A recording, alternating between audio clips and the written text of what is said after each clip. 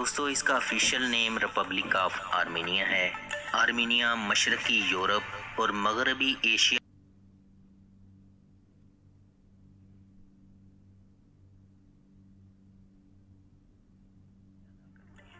Armenia कोकाफ की परियों का ये मुल्क सियाहों के दरमियान दिन ब दिन क्यों मकबूल हो रहा है, किस वजह से आपको आर्मीनिया की सैर के लिए जाना चाहिए। दोस्तों इसका official name Republic of Armenia है। आर्मीनिया मशरकी यूरोप और मगरबी एशिया में कफकाज के खित्ते में वाक़े लैंड लॉक कंट्री है, यानी जिसके चारों तरफ दीगर ममालिक हैं, कोई समंदर नहीं है।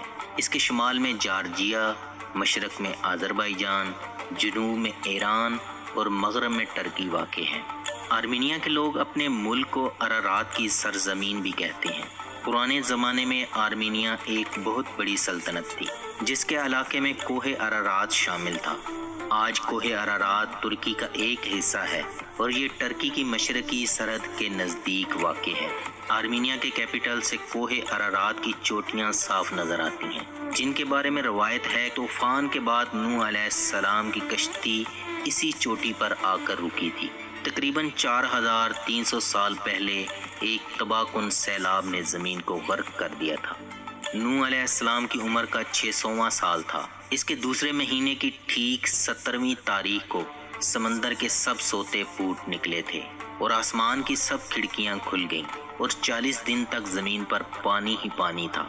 नूह अलैहिस्सलाम और उनके मानने वालों को एक बड़ी तैरने वाली कश्ती में महफूज कर लिया गया था, जो कि तकरीबन 133 मीटर लंबी, 22 मीटर चौड़ी और 13 मीटर ऊंची थी। तूफान शुरू होने के 5 माह बाद कश्ती अरारात के पहाड़ों पर टिक गई। 19वीं सदी से लेकर अरारात के पहाड़ों पर कश्ती की तलाश के लिए बेशुमार कोशिशें की गई हैं। इन पहाड़ों की 2 नुमायां चोटियां हैं। इन दोनों में से ऊंची चोटी हमेशा बर्फ से ढकी रहती है। मौसमी तब्दीलियों की वजह से कश्ती जल्द ही बर्फ से ढक गई। बाज़ मुहक्किकीन के मुताबिक कश्ती अभी तक ग्लेशियर में दफन है।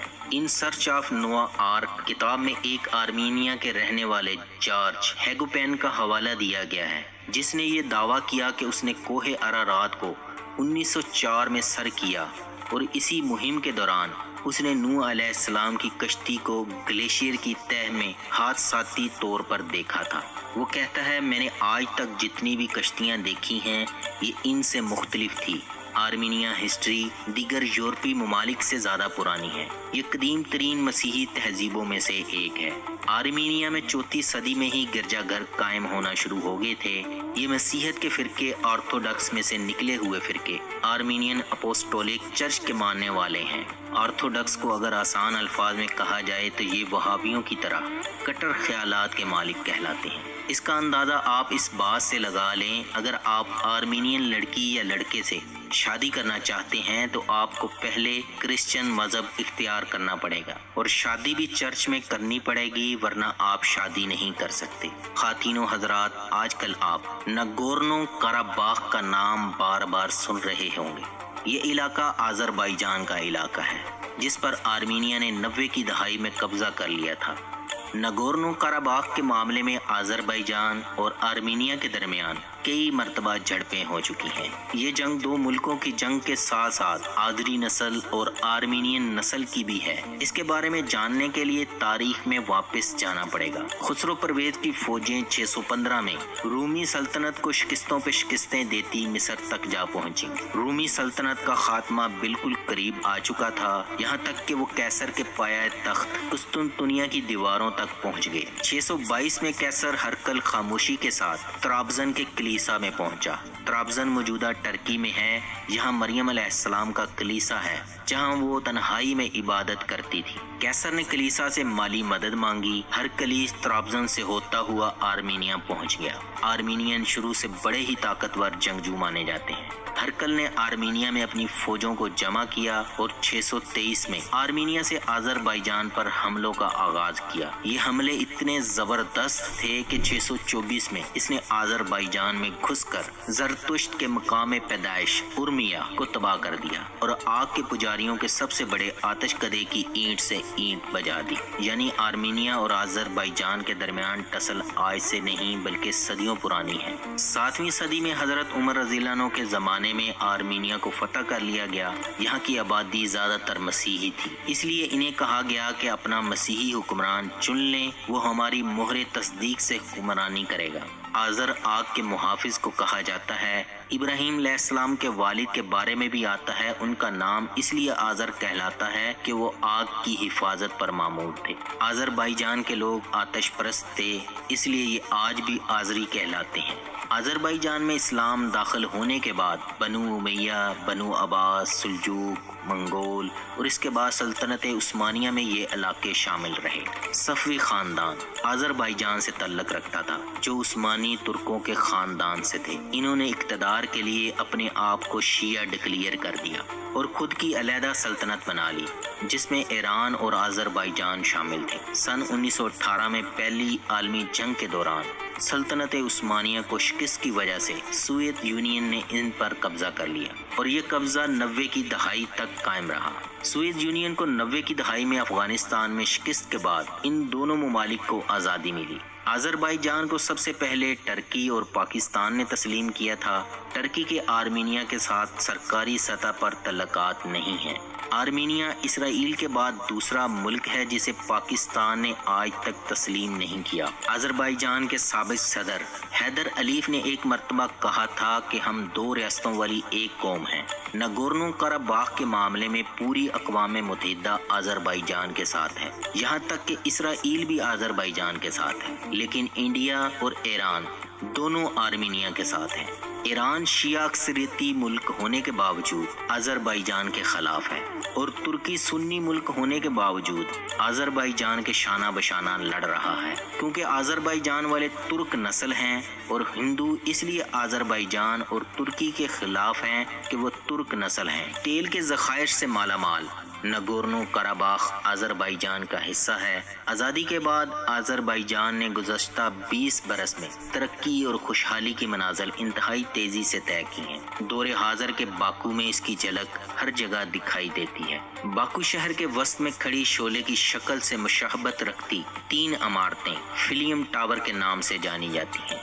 یہ ایک ایسے قدیم شہر کی تاریخ اور اس کے مزاج کی عکاس ہیں جسے شعلوں کی سرزمین بھی کہتے ہیں، اور یہاں زرتشت دور کے ہیکل آج بھی موجود ہیں جہاں مقدس آگ جلائی جاتی تھی۔ تیل کے پیسے نے باکو اور آذربائیجان کو ترقی اور خوشحالی دی ہے۔ یہی خوشحالی آرمینیا سے ہضم نہیں ہو رہی، اس نے آذربائیجان پر دوبارہ حملہ کر دیا ہے۔ حالانکہ اس سے پہلے 1994 میں آرمینین آتنکیوں نے ناگورنو قراباخ سمیت آذربائیجان کے 7 علاقوں پر قبضہ کر لیا تھا۔ سن 2016 میں آذربائیجان کچھ علاقے واپس لینے میں کامیاب ہوا۔ دوستو، آذربائیجان نے ترقی کے ساتھ ساتھ اپنی فوجی طاقت میں بھی اضافہ کیا ہے۔ مغربی تجزیہ نگاروں کے مطابق خیال کیا جاتا ہے آذربائیجان اب اتنی فوجی طاقت جمع کر چکا ہے وہ اپنے علاقوں پر سے قبضہ چھڑوانے کے لیے تیار ہے۔ آذربائیجان کے صدر الہام علیف نے کہا کہ وہ اس خطے پر دوبارہ کنٹرول حاصل کرنے کے لیے پراعتماد ہیں۔ محترم ناظرین، آرمینیا کی آفیشیل لینگویج آرمینین ہے۔ اس کے علاوہ انگلش اور رشین لینگویج کو پرائمری زبان کا درجہ حاصل ہے۔ آرمینیا کو 11 انتظامی علاقوں میں تقسیم کیا گیا ہے۔ اس کے 10 صوبے اور 11واں دارالحکومت ہے۔ آرمینیا کیپٹل یریوان ہے اور ملک کا سب سے لارجسٹ سٹی بھی یریوان ہے۔ یہ دنیا کے قدیم ترین مستقل آباد شہروں میں سے ایک ہے۔ یہ شہر روم سے بھی 3 دہائیاں قبل بسایا گیا تھا۔ دریائے ہرزدان کے کنارے واقع اس سٹی کی آبادی 11 لاکھ کے قریب ہے۔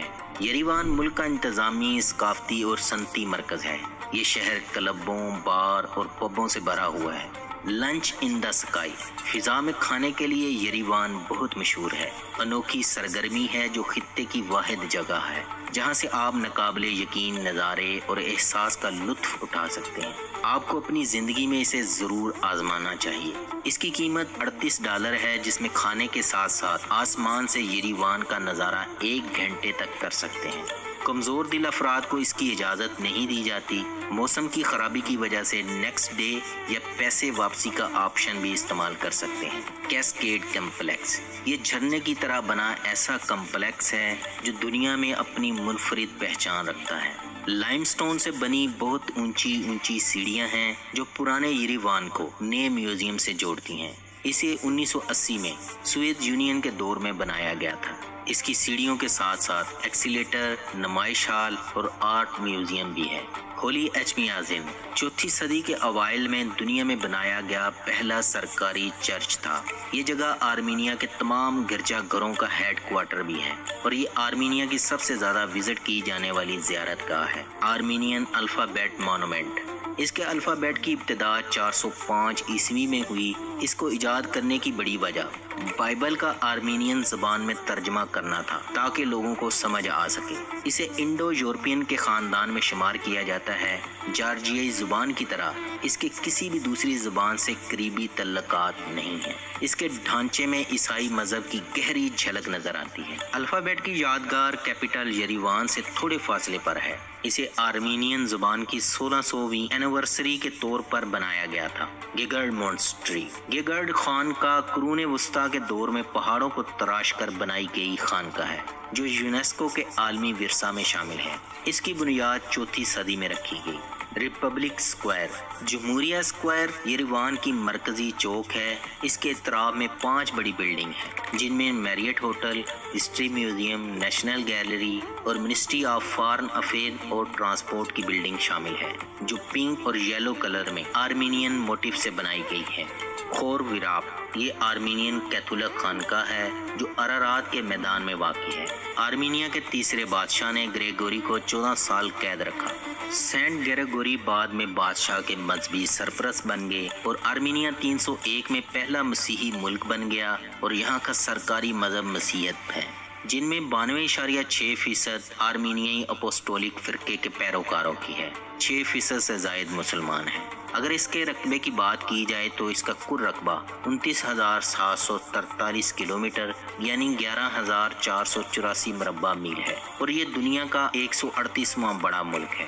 اس کا 60% رقبہ قابل کاشت اور 9.1% جنگلات پر مشتمل ہے۔ اس کی آبادی کی بات کی جائے تو ایک سروے کے مطابق اس کی کل آبادی 30,22,000 افراد پر مشتمل ہے، جس میں 98% آرمینین نسل، 1.2% یزیدی کرد نسل اور 0.7% آذری نسل کے لوگوں کی ہے۔ اور ایک دلچسپ بات بتاتا چلوں، 56 لاکھ سے زائد آرمینین نسل کے لوگ دیگر ممالک میں بستے ہیں۔ یہاں کی اوسط عمر 75.6 سال ہے۔ اس کی معیشت کی بات کریں تو